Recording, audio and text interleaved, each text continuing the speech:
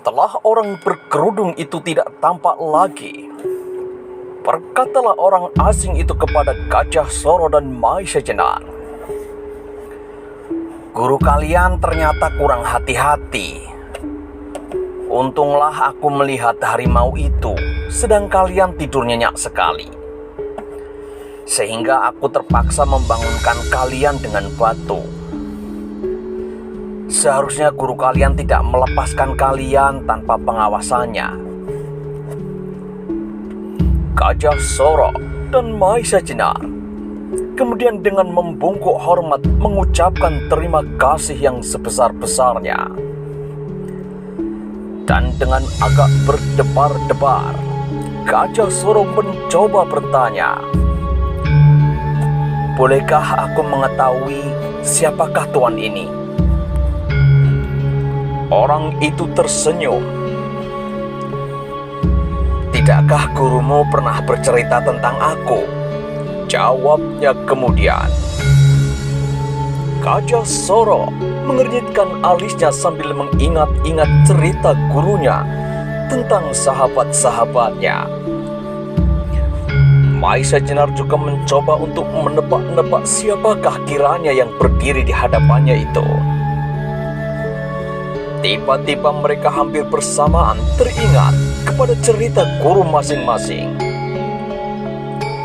Pendekar sakti yang menurut istilah guru mereka sama sekali tampangnya tak berarti. Mungkin orang inilah yang dimaksud. Maka dengan hampir bersamaan pula mereka mengucapkan sebuah nama. "Apakah tuan yang bergelar Titis Anganten dari Banyuwangi?" Kembali orang itu tersenyum. "Nah, ternyata kalian kenal aku. Guru-gurumu pasti pernah berkata tentang orang yang tampangnya tak berarti ini," jawabnya lagi. Lalu terdengarlah ia tertawa nyaring.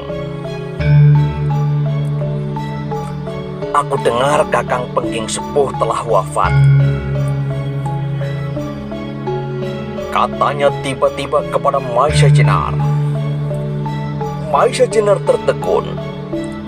Rupanya dengan tepat orang itu mengetahui bahwa macan ireng itu berada di sini. Orang yang ternyata bernama Titis Anganten itu melanjutkan kata-katanya. "Sebenarnya kedatangan Si Morodro belumlah seberapa lama. Ketika aku ketahui bahwa Alas Lodoyo kosong, segera aku pergi ke Gunung Tidar. Ketahuilah bahwa orang itulah yang sebenarnya bernama Si Morodro. Ia adalah ayah dari istri Si Morodro yang sekarang. Dan dugaanku tepat. Ia pergi mengunjungi anak perempuannya di Gunung Tidar. Beberapa lama aku harus mengeram mengawasinya. Jadi aku dapat melihat seluruhnya apa yang terjadi di muka gua Si Morodro itu. Aku dapat melihat kedatangan kalian dari arah yang berbeda, dan aku terpaksa membantu ketajaman sirep yang kau sebarkan. Sebab Si Morodro itu pun telah mencoba melawannya. Dan karena kami lakukan berdua, maka sirep kami pun menang. Untunglah bahwa Si Morodro berdua itu berlari ke dalam pintu rahasia, sehingga ayahnya memerlukan waktu untuk keluar melalui lubang yang lain, sehingga ia baru dapat menyusul kalian sekarang ini.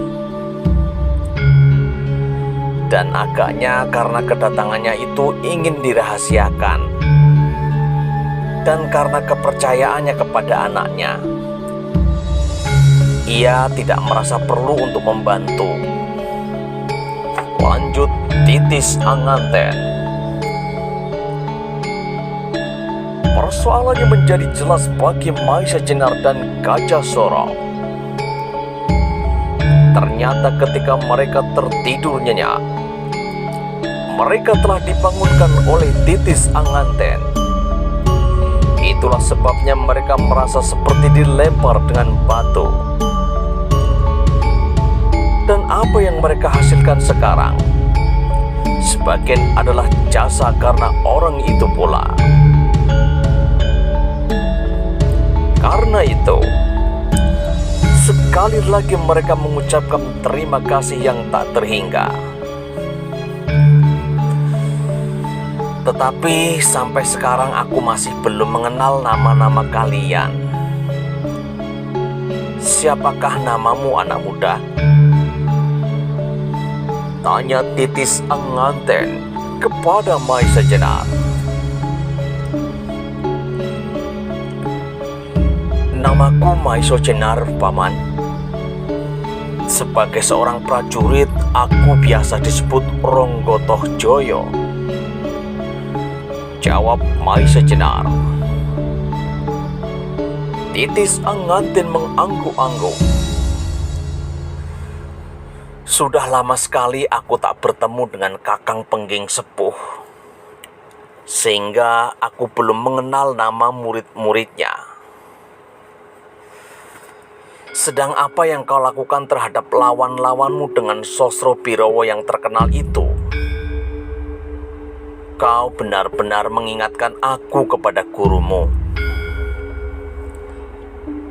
Kelak kalau telah mengendap benar-benar dan dapat menguasai setiap saluran nafasmu dengan baik, maka dapat diharapkan bahwa kau setidak-tidaknya akan dapat menyamai gurumu. Hanya sayang bahwa gurumu itu tidak lagi berkesempatan menuntunmu lebih lama lagi, sehingga kau harus berjuang sendiri untuk mencapai kesempurnaan, kata Titis Anganten kepada Maisa Jenar.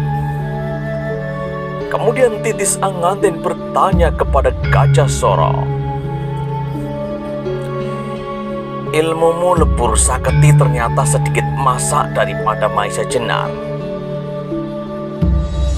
Siapakah namamu, anak muda? Aku bernama Gajah Soro, Paman. Titis Anganten mengernyitkan alisnya. Namamu mirip dengan nama gurumu. Mungkin kau tidak saja muridnya. Menilik wajahmu yang mirip dengan wajah Kakang Soro, aku sejak tadi sudah mengira bahwa kau adalah anaknya. Benar, Paman.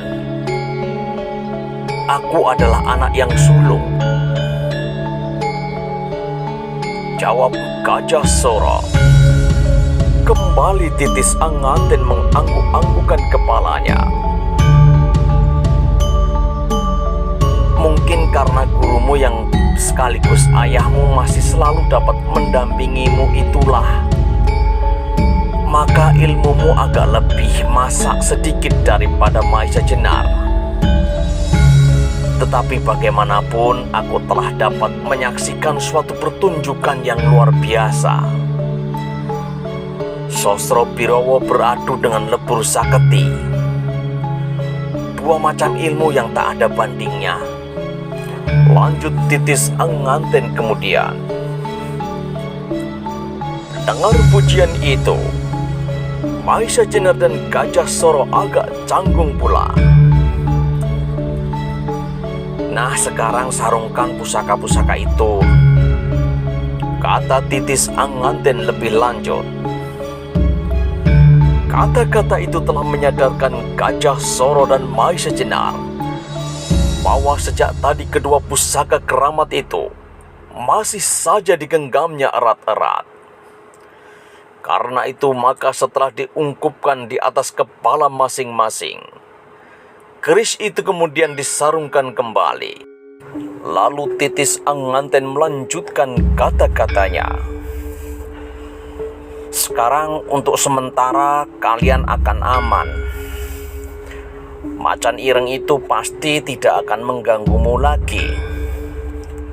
Tetapi untuk seterusnya kau harus berhati-hati. Sebab ilmunya yang dinamainya macan liwung itu tak kalah pula dahsyatnya. Mungkin ilmu itu masih belum diturunkan kepada anak atau menantunya. Tetapi dengan kejadian-kejadian ini, tidak mustahil bahwa ia akan menurunkan ilmunya itu segera untuk mendapatkan tenaga-tenaga yang akan membantunya melawan angkatan tua dan kalian. Akibatnya pastilah besar. Apalagi kalau si Morodro itu menghubungi sahabat-sahabatnya. Misalnya Bugel Kaliki dari lembah Gunung Cerme. Mungkin juga dengan Ki Pasingsingan dari Mentau. Selamai sejenak. Mendengar kata-kata itu, tampaklah Titis Anganten agak terkejut. Barangkali kau keliru, Maisa Jenar. Tidakkah gurumu sering mengatakan kepadamu bahwa Pasingsingan itu termasuk salah seorang dari kami? Benar, Paman. Tetapi ternyata ia telah mengambil seorang murid yang terkenal dengan sebutan Lowo Ijo, yang termasuk dalam golongan hitam.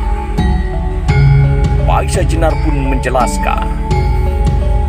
Kembali wajah Titis Anganten berubah. Rupanya ia tidak menyetujui keterangan Maisa Jenar. Siapakah yang mengatakan itu kepadamu?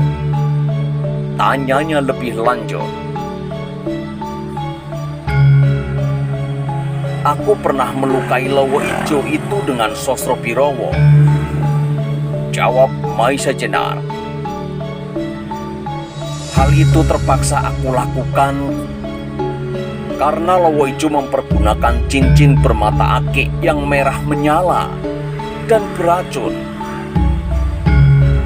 Pada saat itulah muncul Pasingsingan yang akan membunuhku. Untunglah bahwa pada saat itu hadir pula Ki Ageng Pandan Alas, meskipun tidak menampakkan diri.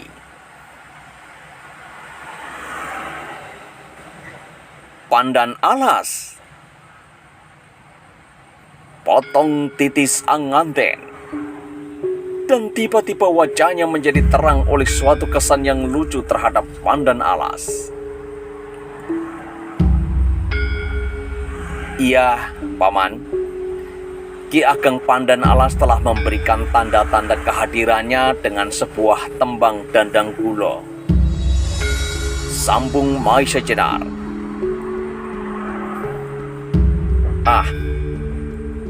Masih saja orang tua itu senang dengan tembang. Masihkah suaranya baik dan nadanya tidak sumbang? Terdengarlah Titis Anganten tertawa lirih. Bagus, bagus. Orang tua jenaka itu rupanya masih akan panjang umur. Tetapi bagaimana dengan Pasingsingan? Mendengar pertanyaan itu, segera Maisa Jenar menjawab. Orang itu memakai kedok kayu kasar. Betul. Kau betul, Maisa Jenar. Pasingsingan itu mungkin berwajah bopeng sehingga ia malu menampakkan wajahnya. Kami sahabat-sahabatnya pun belum pernah mengenal wajahnya yang asli. Dan batu merah yang disebut Akik Kelabang Soyuto itu benar-benar miliknya. Tetapi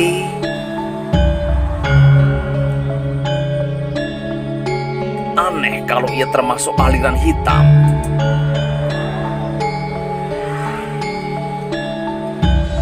menurut Ki Ageng Pandan Alas, beliau juga meragukan keaslian pasingsingan itu, sahut Maisa Jenar. Kembali Titis Angenten terkejut. Mungkin. Tetapi setan mana yang berani mengaku pasingsingan itu? Pasti ia termasuk dalam tingkatan orang tua itu pula. Kalau tidak, barangkali umurnya tidak akan lebih dari 1 hari saja. Titis Anganten berhenti bicara. Tampaklah ia sedang berpikir. Lalu tiba-tiba katanya, "Nah, Gajah Soro dan Maisa Jenar, pulanglah kalian. Sebaiknya Kakang Soro Dipoyono segera diberitahu mengenai kehadiran Simorodro. Perkara pasingsingan biarlah diurus oleh Pandan Alas, yang sudah tidak punya urusan apa-apa lagi kecuali pertanam jagung. Ya, memang ia suka menanam jagung sejak muda. Itulah pokok makanannya. Ia sama sekali tidak pernah makan beras." Kemudian terdengarlah Titis Anganten itu tertawa. Lalu sambungnya, "Kalau Kakang Soro Dipoyono sudah tahu, selesailah tugasku. Aku ingin melanjutkan perjalanan ke barat. Mumpung aku sudah sampai di sini, aku ingin mengunjungi Kakang di Gunung Slamet. Tetapi tidakkah Paman hendak singgah ke rumahku?" sahut Gajah Soro. "Dan mungkin Paman akan bertemu dengan ayah. Barangkali pertemuan itu dapat menggembirakan ayah." Titis Anganten menggelengkan kepalanya. Pertemuan semacam itu selalu menjadi pembicaraan orang, apalagi di daerah yang sedang ribut ini. Katakanlah bahwa aku akan datang besok kalau aku akan pulang ke Banyuwangi. Ketahuilah bahwa di sini segala sesuatu tak dapat dirahasiakan kalau kita tidak melakukan dengan sembunyi-sembunyi. Sekarang aku sudah lelah setelah sembunyi beberapa hari mengintip Simorodro. Nah, selamat berpisah. Salam buat ayahmu, Gajah Soro," katanya kemudian. Setelah itu Gajah Soro dan Maisa Jenar tidak sempat lagi mengatakan sesuatu. Sebab segera Titis Anganten melangkah pergi menyelinap di antara dedaunan dan hilang di telan gelap.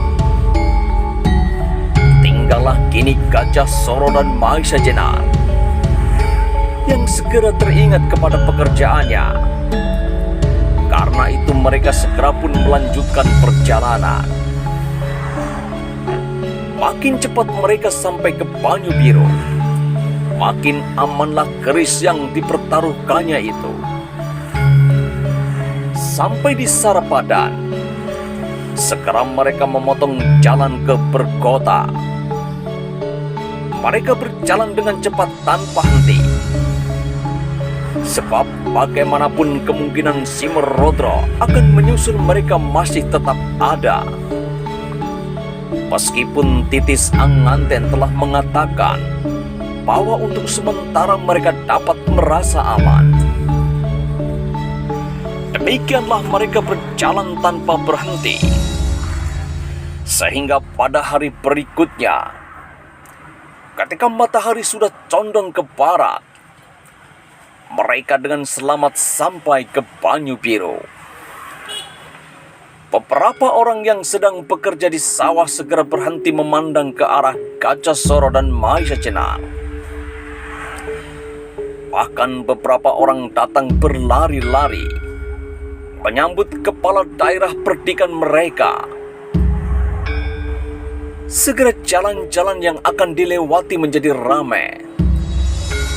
Mereka menyambut dengan tulus dan bangga atas kepala daerah mereka yang mereka taati. Tetapi tak seorang pun dari mereka yang mengetahui bahwa kepala daerah mereka itu baru saja menyelesaikan suatu pekerjaan yang hampir membawa nyawanya. Beberapa orang yang berdiri di tepi jalan itu bersorak-sorak ramai sekali. Tetapi ada pula yang berbisik, "Dari manakah Ki Ageng Gajah Soro itu? Dan siapakah kawan seperjalanannya itu?" Tampaklah kesibukan yang luar biasa. Hal ini disebabkan tak seorang pun dari penduduk Banyu Biru yang mengetahui bahwa Ki Ageng Gajah Soro pergi meninggalkan kota. Tiba-tiba mereka melihat Ki Ageng Gajah Soro telah kembali. Maisa Jenar menyaksikan sambutan rakyat yang meriah itu dengan hati yang berdebar-debar. Tampaklah betapa Ki Ageng Gajah Soro memiliki sifat kepemimpinan yang tinggi, sehingga rakyatnya sangat mencintai. Di kiri kanan jalan, di balik pagar manusia yang menyambutnya, tampaklah halaman-halaman yang luas dan bersih. Dan di atas halaman itu berdiri rumah-rumah yang besar dan bagus. Hal itu memberi pertanda bahwa Banyu Biru tergolong daerah yang berkecukupan. Apalagi ketika Maisa Jenar menyaksikan bahwa pada umumnya lumbung-lumbung mereka sama sekali tak berdinding. Malahan ada yang bentuknya hanya seperti payung yang berdaun lebar. Maka dapatlah diambil kesimpulan bahwa daerah ini merupakan daerah yang aman dan makmur. Banyu Biru terletak di lumbung Bukit Telomoyo di kaki Gunung Merbabu, sebelah utara. Di hadapannya terbentang dataran tinggi yang dibagi dalam dua jenis tanah. Di sebelah barat merupakan tanah persawahan yang subur, sedang di sebelah timur terdapat sebuah rawa yang besar. Kemudian di bagian utara dari rawa-rawa itu ditumbuhi pohon-pohon liar yang lebat, disambung dengan hutan-hutan belukar. Di dalam hutan-hutan belukar yang berawa-rawa itu tersembunyilah gerombolan uling yang terkenal dengan nama sepasang uling dari Rawa Pening. Daerahnya merupakan daerah yang sangat sulit dicapai. Meskipun demikian, sepasang uling itu telah membuat sendiri jalan rahasia menuju ke sarangnya. Bagi rakyat Banyu Biru, sawah serta Rawa Pening itu merupakan sumber penghasilan yang utama. Rawa Pening terkenal banyak sekali menyimpan ikan-ikan rawa yang besar-besar. Sehingga dengan demikian penghidupan mereka agak dapat terjamin pula. Sedangkan gerombolan uling itu sama sekali tidak berani mengganggu mereka. Sebab di bawah pimpinan Ki Ageng Gajah Soro, rakyat Banyu Biru merupakan rakyat yang kuat lahir dan batinnya. Demikianlah maka Ki Ageng Gajah Soro di sepanjang jalan melambai-lambaikan tangannya untuk menyambut sorak-sorai rakyatnya. Tiada lama berselang, terdengarlah derap beberapa ekor kuda yang datang dari arah depan. Dan muncullah dari kelokan jalan beberapa orang berkuda menyongsong kedatangan Ki Ageng Gajah Soro dan Maisa Jenar. Demikianlah kuda-kuda itu mendekati Ki Ageng Gajah Soro. Meloncatlah seorang yang bertubuh agak pendek dan gemuk dari atas kudanya. Wajahnya, meskipun sudah ditandai dengan garis-garis umur, tetapi tampak kekanak-kanakan dan jenaka. Kecuali kuda yang dinaikinya, orang itu masih menuntun seekor kuda lagi yang berwarna putih, sudah lengkap dengan pelananya. Ketika yang lain melihat orang itu meloncat, maka berloncatanlah pula mereka dari atas kuda-kuda mereka. Maka berkatalah orang yang pendek gemuk itu dengan suara berderai, "Anak Mas Gajah Soro, hampir seluruh rawa pening aku suruh aduk-aduk untuk mencari anak Mas. Kalau-kalau sedang mandi di sana. Bahkan gunung Gajah Mungkur itu aku suruh balikkan. Mungkin anak Mas terselip di dalamnya." Sungguh pandai anak Mas ini membuat orang tua bingung. Kemanakah anak Mas selama beberapa hari ini? Ki Ageng Gajah Soro tersenyum. "Tapi tak sesuatu yang paman lakukan. Untunglah aku selamat," jawab Ki Ageng Gajah Soro. Alis orang tua yang sudah memutih itu bergerak-gerak. "Aku sudah memerintahkan, tetapi Nyi Ageng melarangnya. Katanya aku disuruh menunggu sampai seminggu ini. Kalau tidak, Nyi Ageng sendiri akan memberi perintah untuk mencari anak Mas," kata orang yang pendek gemuk itu kemudian. Kembali Gajah Soro tersenyum. "Dan sekarang aku sudah kembali, Paman." Kembali orang tua itu berkata, "Aku memang sudah mendapat kesimpulan bahwa anak Mas pergi untuk sesuatu tugas yang seseorang pun tak boleh mengetahuinya, kecuali Nyi Ageng. Kalau tidak, pastilah Nyi Ageng Gajah Soro sudah ribut sejak semula." Lalu terdengarlah suara orang itu tertawa berderai. "Karena itu aku tidak berusaha lagi untuk mencari anak Mas. Dan sekarang anak Mas sudah pulang dengan selamat bersama-sama dengan orang yang belum aku kenal." Lalu membungkuklah orang itu kepada Mai sejenak. "Bolehkah aku memperkenalkan diri anak Mas? Namaku Wonomerto," kata orang itu sambil memperkenalkan diri. Maisa Jenar membalas dengan hormat kepada orang tua itu. "Aku bernama Maisa Jenar, Paman, yang oleh kebaikan hati Ki Ageng Gajah Soro, aku mendapat kehormatan singgah di Banyu Biru." Orang itu pun mengangguk-anggukkan kepalanya. Lalu katanya kepada Ki Ageng Gajah Soro, "Anak Mas Gajah Soro, karena aku tidak tahu bahwa anak Mas datang berdua, maka aku hanya membawa seekor kuda untuk anak Mas. Maka baiklah kalau anak Mas Maisa Jenar ini mempergunakan kudaku saja untuk bersama-sama dengan anak Mas Gajah Soro." "Lalu Paman, naik apa?" tanya Gajah Soro. "Biarlah aku memakai salah satu kuda dari anak-anak itu." Maka dipersilahkannya Maisa Jenar mempergunakan kuda Wonomerto yang berwarna abu-abu agak kemerah-merahan. Sedang Gajah Soro mempergunakan kudanya sendiri yang berwarna putih. Meskipun mereka sekarang berkuda, tetapi mereka berjalan perlahan-lahan juga.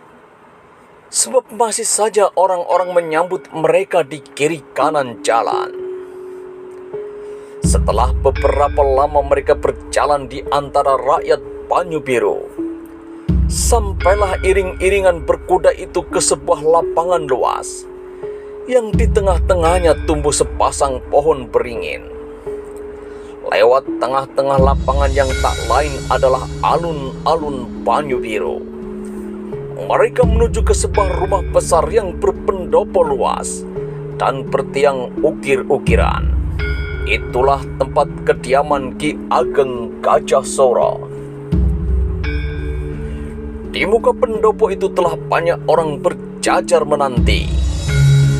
Di antara mereka berdiri seorang perempuan. Ketika iring-iringan itu sampai di muka pendopo, segera Ki Ageng Gajah Soro dan Mahesa Jenar turun dari kuda dan berjalan ke arah para penyambut. Sampai di muka tangga, perempuan itu segera mengambil siwur dan mencuci kaki Ki Ageng Gajah Soro. Orang itu adalah Nyi Ageng Gajah Soro. Setelah Nyi Ageng Gajah Soro mencuci kaki suaminya, maka dipersilahkan Mahesa Jenar mencuci kakinya. Dan seterusnya berganti-ganti dengan mereka yang turut serta menjemput kedatangan Gajah Soro dan Mahesa Jenar. Setelah itu Gajah Soro suami istri bersama-sama dengan Mahesa Jenar langsung menuju ke Pringgitan. Mereka jadi tertegun sejenak ketika mereka melihat di dalam Pringgitan itu duduk seorang yang telah lanjut usia, berkain kotak-kotak dan berbaju lurik hijau bergaris-garis besar. Dari wajahnya memancar keagungan pribadi yang berwibawa. Melihat orang itu, segera Gajah Soro berlutut sebagai pernyataan bakti dari seorang putra kepada ayahnya. Orang itulah Ki Ageng Soro Dipoyono. Mahesa Jenar pun segera membungkuk hormat. Ia sudah pernah bertemu dengan Ki Ageng Soro Dipoyono itu di Pangrantuna. Bahkan Ki Ageng Soro Dipoyono itulah yang memberikan petunjuk-petunjuk untuk mendapatkan Kiai Nogososro dan Sabuinten. Meskipun harus melalui suatu ujian, bertempur melawan Gajah Soro, tetapi orang yang sama itu sekarang nampak jauh berbeda dengan orang yang pernah ditemuinya di Pangrantunan dahulu. Kalau saja ia tidak mengenal jenggotnya yang panjang, rambutnya serta alisnya yang telah memutih seluruhnya, juga tidak di rumah Ki Ageng Gajah Soro, maka besarlah kemungkinan bahwa Mahesa Jenar sudah tidak mengenal lagi. Melihat kedatangan anaknya serta Mahesa Jenar, Ki Ageng Soro Dipoyono tersenyum. Setelah Mahesa Jenar dan Gajah Soro suami istri mengambil tempat duduk di atas sebuah tikar pandan di hadapan Ki Ageng Soro Dipoyono, berkatalah orang tua itu, "Selamatlah kedatangan kalian setelah menunaikan kewajiban kalian yang berat." Maka berceriteralah Gajah Soro atas segala pengalaman mereka berdua selama mereka berusaha untuk menemukan kedua keris pusaka dari Demak itu. Dan yang terakhir diceritakan pula kehadiran Simorodro dari Alas Lodoyo yang berusaha untuk merebut kembali kedua keris itu. Juga diceritakan bahwa mereka mendapat pertolongan pendekar sakti dari Banyuwangi.